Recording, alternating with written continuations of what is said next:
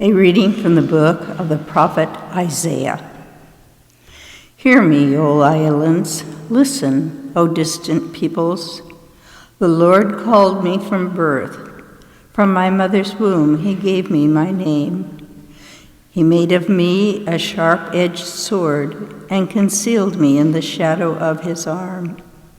He made me a polished arrow. In his quiver he held me. You are my servant, he said to me, Israel, through whom I show my glory. Though I thought I had toiled in vain and for nothing, uselessly spent my strength, yet my reward is with the Lord, my recompense is with my God.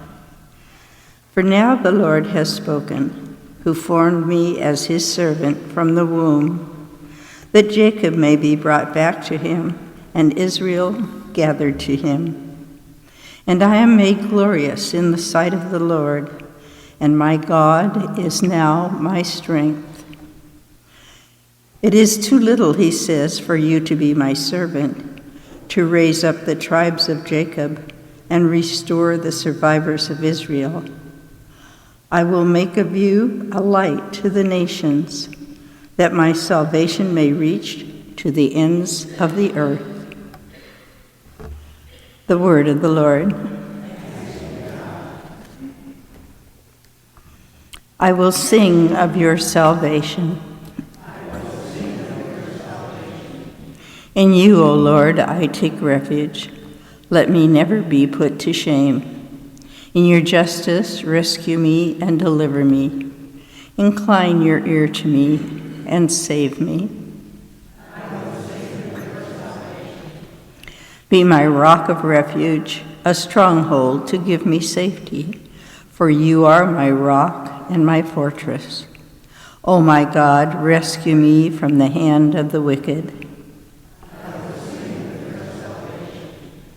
For you are my hope, O Lord, my trust, O God, from my youth. On you I depend from birth. From my mother's womb, you are my strength. My mouth shall declare your justice, day by day your salvation.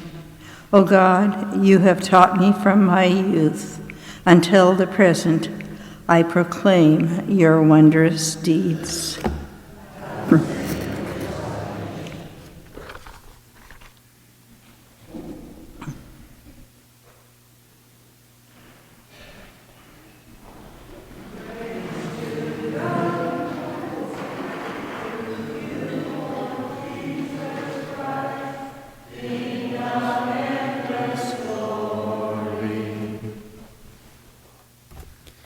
The Lord be with you.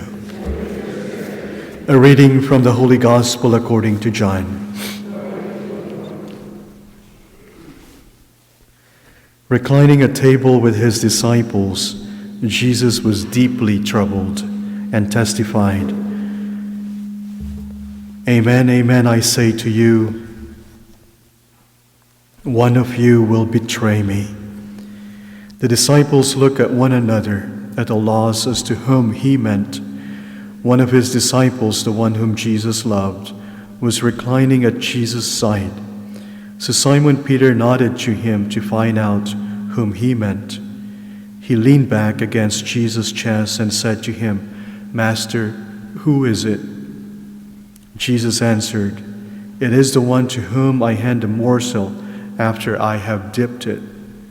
So he dipped the morsel and took it and handed it to Judas, son of Simon Iscariot. After Judas took the morsel, Satan entered him. So Jesus said to him, What are you going to do? Do quickly. Now none of those reclining at table realized why he said this to him. Some thought that since Judas kept the money bag, Jesus had told him, Buy what we need for the feast, or to give something to the poor. So Judas took the morsel and left at once, and it was night. When he had left, Jesus said, Now is the Son of Man glorified, and God is glorified in him. If God is glorified in him, God will also glorify him in himself, and he will glorify him at once. My children, I will be with you only a little while longer. You will look for me, and as I told the Jews, where I go, you cannot come, so now I say it to you. Simon Peter said to him, Master, where are you going? Jesus answered him, Where I am going, you cannot follow me now, though you will follow later. Peter said to him, Master, why can I not follow you now? I will lay down my life for you. Jesus answered, Will you lay down your life for me? Amen, amen, I say to you, the cock will not crow before you deny me 3 times. The Gospel of the Lord.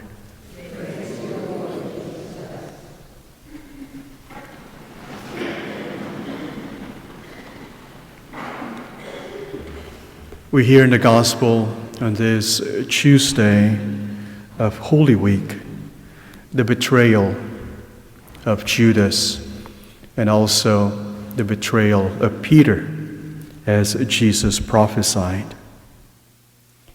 One of the most painful human experiences is to be betrayed, especially by someone close to you, by someone you trust. The pain is unbearable when, say, a family member betrays you or a really good friend breaks his promise or his word to you. But that's exactly what happened to Jesus.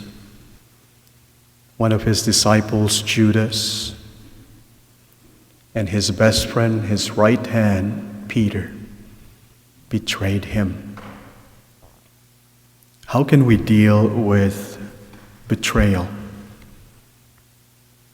First, to bring it to prayer. To tell Jesus, Lord, you have been betrayed as well. You know exactly how it feels.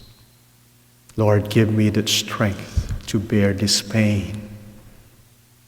Just give me the grace to go through this painful experience. You know, Jesus is no stranger, is not a stranger to any painful, any kind of suffering that we go through. He knows.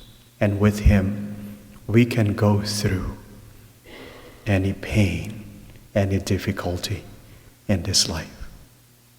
Second, forgiveness.